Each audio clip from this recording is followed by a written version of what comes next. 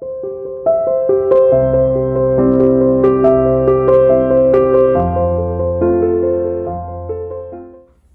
everyone, I'm Paulette from Tulip Square. I'm the mom half of the Tulip Square duo, and today I'm going to show you how to make these cute placemats. It's kind of like a variation on a log cabin, which is very easy. This is great for beginners because there are no weird shapes or anything. It's just rectangles, straight seams. So we're going to head over to the sewing machine and we're going to make a set of these. Let's go. Okay, for this pattern you're going to need a dark fabric, a light fabric, and a print fabric that contrasts nicely with both. And for this particular pattern, I'm going to be using a Moda fabric, and I'm not going to even try to say that name, but that's what it is. It's a bundle with all reds, ivories, and tans. So to get started, I'm going to put these out of the way. We're going to take the print ones, which will be the centers of the placemats, and you're going to sew one of these to the left end of each,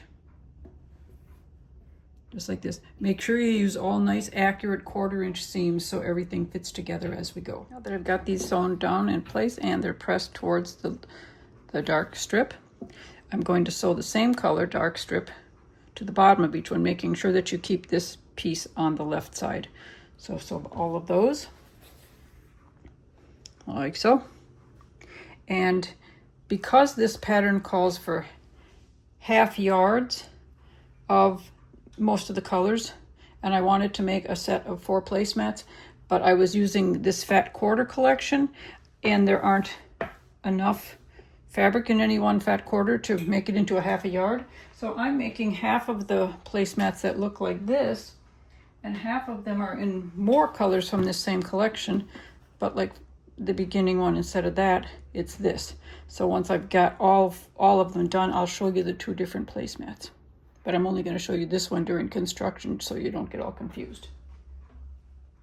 Next, the shortest light strips go on the right side of each piece, remembering to keep your seams nice and even 1/4 inches. I'm going to go sew these, press them to the strip, and move on. Next, we get a light strip along the top of each piece. Pretty much. Next, we're going to go all the way around all 4 squares with the flower print from the center. I'm going to sew this one on and then press it towards the edge. And then I'm going to sew this one on and press it towards the strip. And then I'm going to sew this one on over here and press it towards the strip. And lastly, I'll sew this one on up here and press it towards the strip. So I'm going to go ahead and do that. Now that you've got the flowered layer all the way around, we're going to take the next size of the dark one and put them on this end, the same end that has the short dark on it. So don't put it way over here with this light short one. Where you started with the short one here, this one is going to go here. And then this one is going to go here. Okay, so now we've got this much done and we're almost finished. We're going to sew this last light, smaller strip right here to the end that has the light strip over here, because these have the dark end. This is the light end.